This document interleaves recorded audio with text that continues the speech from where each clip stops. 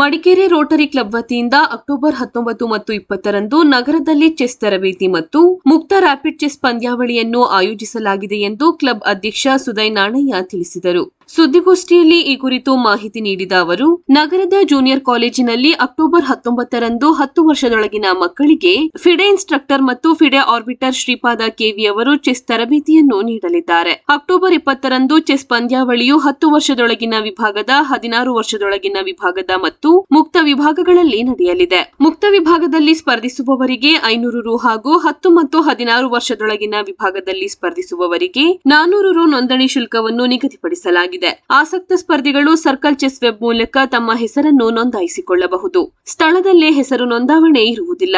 ಮೊದಲು ನೋಂದಾಯಿಸುವ 200 ಆಟಗಾರರಿಗೆ ಸ್ಪರ್ಧೆಯಲ್ಲಿ ಪಾಲ್ಗೊಳ್ಳಲು ಅವಕಾಶ ಕಲ್ಪಿಸಲಾಗುತ್ತದೆ ಎಂದರು. ಚೆಸ್ ಪಂದ್ಯಾವಳಿ ಸಂಯೋಜಕರಾದ ಸಿಟಿ ಮಂದಣ್ಣ ಅವರು ಮಾತನಾಡಿ, ಪಂದ್ಯಗಳು ಸ್ವಿಸ್ ಲೀಗ್ ಮಾದರಿಯಲ್ಲಿ ಅರ್ಧ ಗಂಟೆಗಳ ಅವಧಿಯಲ್ಲಿ ಸೀಮಿತವಾಗಿ ನಡೆಯಲಿದೆ. ಸ್ಪರ್ಧೆಯಲ್ಲಿ ಪಾಲ್ಗೊಳ್ಳುವವರಿಗೆ ಚೆಸ್ ಬೋರ್ಡ್ ಮತ್ತು ಗಡಿಯಾರವನ್ನು ಒದಗಿಸಲಾಗುತ್ತದೆ ಎಂದು ಮಾಹಿತಿ ನೀಡಿದರು. ಸುದ್ದಿಗೋಷ್ಠಿಯಲ್ಲಿ ರೋಟೇರಿಯನ್ ಮತ್ತು youth service director KC Cariappa ಹಾಗೂ ಕಾರ್ಯದರ್ಶಿ ಪ್ರಿನ್ಸ್ ಪೊನ್ನಣ್ಣ ಉಪಸ್ಥಿತರಿದ್ದರು.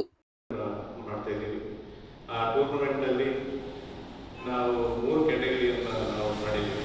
ಆ 3 ಕ್ಯಾಟಗರಿ ಅಂದರೆ ಅಂಡರ್ 10 ಒಂದು ಕ್ಯಾಟಗರಿ, ಅಂಡರ್ 16 ಒಂದು ಕ್ಯಾಟಗರಿ ಮತ್ತು ಓಪನ್ ಕ್ಯಾಟಗರಿ.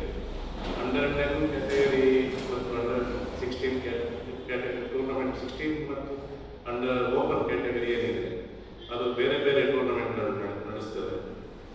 ಸೊ ಇದರಲ್ಲಿ ನಾವು ಎಂಟ್ರಿ ರಿಜಿಸ್ಟ್ರೇಷನ್ ಫೀಸನ್ನು ಓಪನ್ ಕ್ಯಾಟಗರಿಗೆ 500 ಪ್ಲೇಯರಿಗೆ 500 ಅಂತ ರಿಜಿಸ್ಟ್ರೇಷನ್ ಫೀಸನ್ನು ಫಿಕ್ಸ್ ಮಾಡಿದ್ದೀವಿ.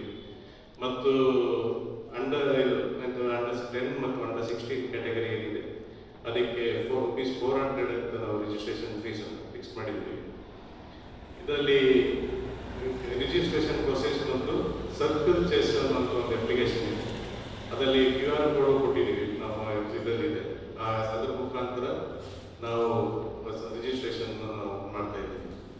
ಸೊ ಇದರಲ್ಲಿ ನಾವು ಇದೇನು ಮಾಡ್ತಿದ್ದೀವಿ, ನಮ್ಮ ರೋಟರಿ ಕ್ಲಬ್ ವತಿಯಿಂದ ಯೂತ್ ಸರ್ವಿಸ್ ಪ್ರಾಜೆಕ್ಟ್ ಆಗಿ ಹಾಗೂ ಮಕ್ಕಳಲ್ಲಿ ಈ ಚೆಸ್ ಬಗ್ಗೆ ಒಂದು ಹೊಸ ಒಂದು ಅಧ್ಯಾಯ ಶುರು ಆಗಲಿ. ನಮ್ಮ ಈಗ ಚೆಸ್ ಭಾಳ ಪ್ರಾಮುಖ್ಯತೆಯನ್ನು ಪಡ್ತಾ ಇದೆ. ಅದೇ ರೀತಿ ನಮ್ಮ ಜಿಲ್ಲೆಯಲ್ಲೂ ಮತ್ತು ನಮ್ಮ ಕರ್ನಾಟಕದಲ್ಲೂ ಚೆಸ್ಸಿಗೆ ಒಂದು ಪ್ರಾಮುಖ್ಯತೆ ಸಿಗಲಿ ಅನ್ನೋ ಕಾರಣಕ್ಕಾಗಿ ಒಂದು ನಮ್ಮ ರೋಟರಿ ಕ್ಲಬ್ಬಿಂದ ಯೂತ್ ಸರ್ವಿಸ್ ಪ್ರಾಜೆಕ್ಟ್